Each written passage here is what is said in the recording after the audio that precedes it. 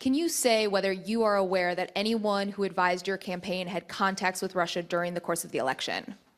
Well, I told you, General Flynn obviously was dealing, so that's one person, but he was dealing as he should have been. During the election? No, nobody that I know of. So you're not aware of any contacts during the course of the election? How many times do I have to answer this question? Can you just say Russia yes or no is on a it? ruse. Yeah, I know you have to get up and ask a question, so important. Russia is a ruse.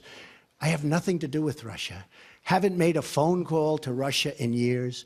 Don't speak to people from Russia. Not that I wouldn't, I just have nobody to speak to.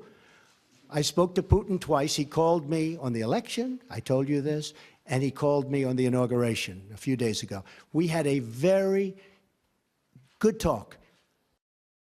How much longer should we stay here, folks? Huh? 5 more minutes, is that okay? 5? Wait, let's see, I want to find a friendly reporter. Used to say it was John. Are you a friendly reporter? Watch how friendly he is. Wait, watch how friendly he is. Go ahead.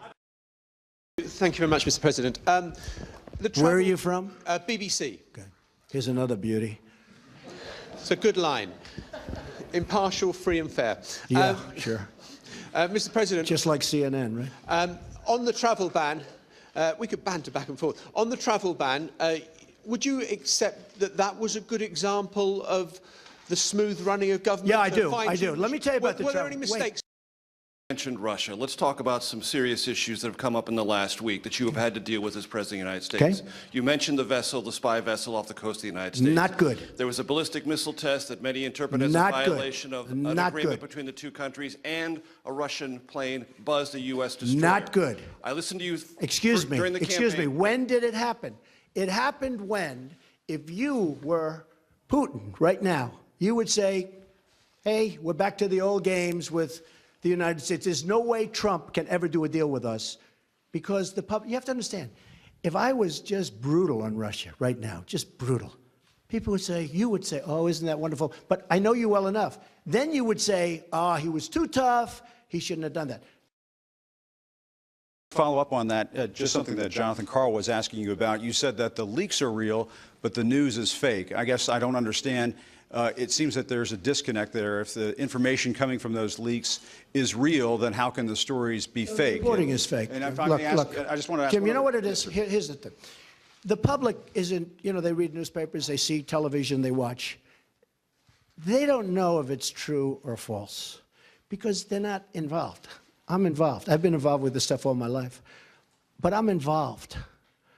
So I know when you're telling the truth or when you're not. I just see many, many untruthful things. And I'll tell you what else I see. I see tone. You know the word tone. The tone is such hatred. I'm really not a bad person, by the way. No, but the tone is such, I do get good ratings, you have to admit that. The tone is such hatred. I watched this morning a couple of the network, and I have to say, Fox and Friends in the morning, they're very honorable people.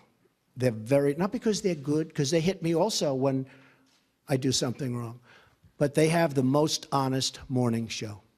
That's all I can say. It's the most honest. But the tone, Jim, if you look, the hatred, I mean, sometimes somebody gets, well, you look at your show that goes on at 10 o'clock in the evening.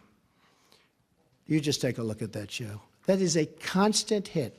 The panel is almost always exclusive anti-Trump. The good news is he doesn't have good ratings, but the panel is almost exclusive anti-Trump. And the hatred and venom coming from his mouth, the hatred coming from other people on your network. Now, I will say this, I watch it, I see it, I'm amazed by it, and I just think you'd be a lot better off. I honestly do. The public gets it, you know. Look, when I go to rallies, they turn around, they start screaming at CNN. They want to throw their placards at CNN, you know. I think you would do much better by being different. But you just take a look. Take a look at some of your shows in the morning and the evening. If a guest comes out and says something positive about me, it's brutal. Now, they'll take this news conference. I'm actually having a very good time, okay? But they'll take this news conference. Don't forget, that's the way I won. Remember, I used to give you a news conference every time I made a speech, which was like every day. Okay? No, that's how I won. I won with news conference and probably speeches. I certainly didn't win by people listening to you people, that's for sure. You okay? You said, I am, just want to get on the table. Very simply, you said today that you had the biggest electoral margin since Ronald Reagan with 304 or 306 electoral votes. In fact, President Obama got 365 in 2008. Well, I'm talking about Republicans. President Obama 332 Yeah. and George H.W. Bush 426 when he won as president. So why should Americans trust Well, no, you? I was given that information. I don't know. I was just given. We had a very, very big margin. I guess my question is, why should Americans trust you when you accuse the information they receive of being fake when you're providing information that's... Well, I don't know. I was given that information. I've seen that information around. But it was a very substantial victory. Do you agree with that? You're the president. Okay, thank you. That's a good answer. Yes. Thank you so much. Good answer.